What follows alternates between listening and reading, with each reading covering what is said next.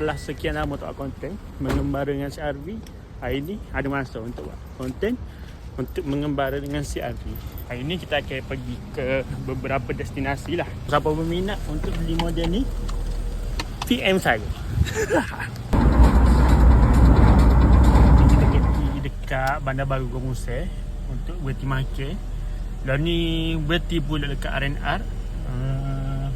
Untuk saya berhenti berehat lah. Bukan berehat, masa tangan dah. Ni. Untuk trip kali ni saya ada isi minyak sebanyak 44 something like that di stesen minyak Kadok. Dan sehari sebelum tu saya ada isi minyak sebanyak RM50 lah. Untuk trip kali ni saya hanya membuat satu isian minyak sahaja. Okay, Alhamdulillah kita baru siap mai.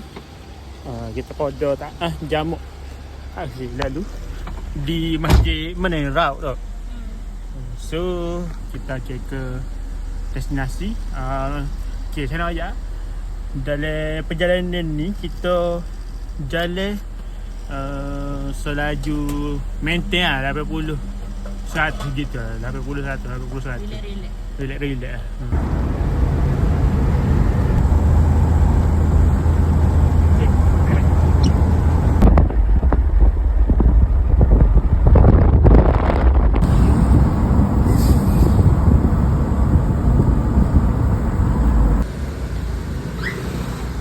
Okay, kita orang baru sampai dekat Ampang untuk kita makan tempat biasa kita makan, which is apa panggil, Dapur Mamat.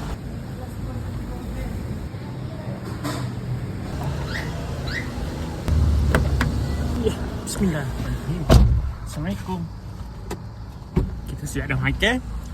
Dan ni kita akan ke biasalah hotel, kita akan rehat dan terus ke perjalanan pula esok. Beres, jumpa semula di next video. Itu saja kita ini. Beres, sekian. Terima kasih.